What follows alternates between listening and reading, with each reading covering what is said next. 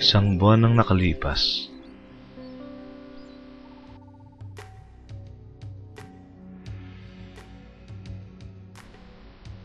Isang buwan na ang nakalipas. Wala pa rin akong nakapasukang trabaho.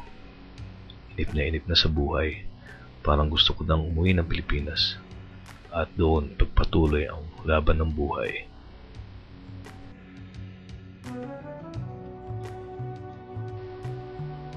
Di ako nagpadala sa dikta ng aking kaisipan.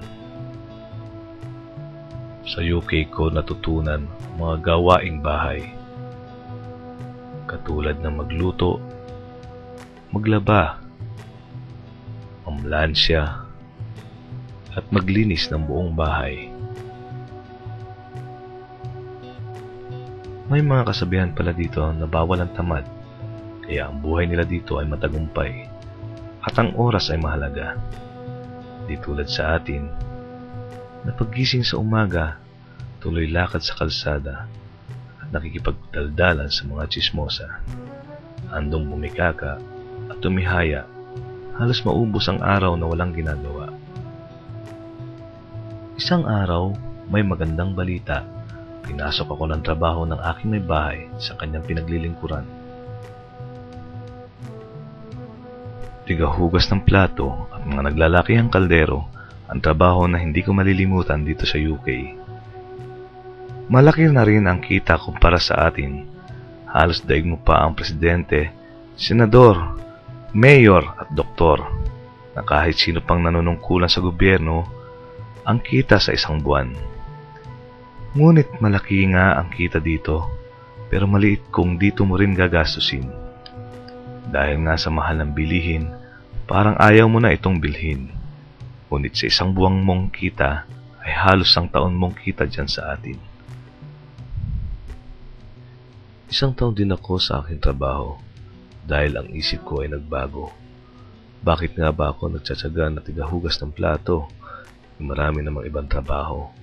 Sinubukan kong mamasukang naghanap ng mas magaang trabaho na babagay sa aking porte. Ngunit bigo ako dahil di umubra ang mga certificate kong dala.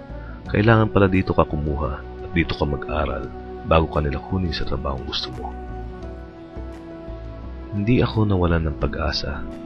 Naghanap ako ng mas magaang trabaho. Sa wakas ay nakakita din ako. Hindi na plato at kaldero ang aking lilinisin, kundi sahig ng ospital ang aking mamapin. Hirap talagang kumita ng pera alang-alang sa pamilya. Nagtiyaga ako at nagtiis sa aking trabaho.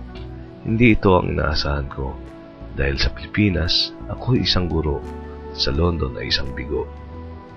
Bigo man ako ay di pa rin susuko. Sa hamon ng buhay ako'y magtatagumpay. Titiisin ang hirap at sa pamilya iaalay. Konting kita ay aking maibibigay.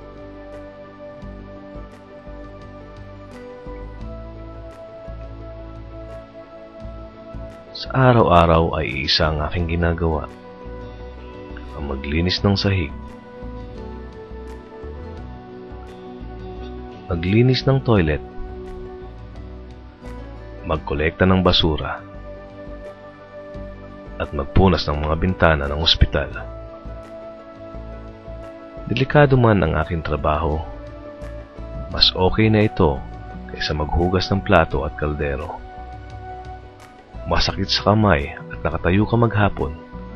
Basa ang damit, halos bumaluktot ang daliri dahil sa tindi ng init at lamig ng tubig.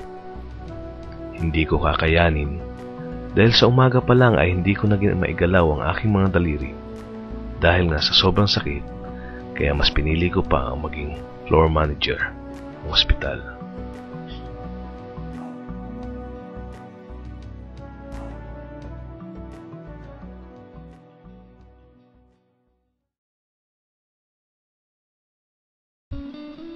Dito ko napagtanto na kailangan gumawa ko ng paraan para madagdagan ng kita. Sinubukan ko ang lahat. Nagbenta ako ng mga paintings na likha ko. Nagtinda din ako ng sari-sari katulad ng boneless bangus, langgunisa, at galunggong, na di pangkaraniwang kinakain ng mga Pilipino dito sa UK dahil nga sa walang gaanong nagtitinda dito. Sinubukan ko ring maging isang payaso at kumuha ng video at litrato. Kailangan dumiskarte dahil nga sa tindi ng pangangailangan dahil sa taas ng pamumuhay dito sa UK.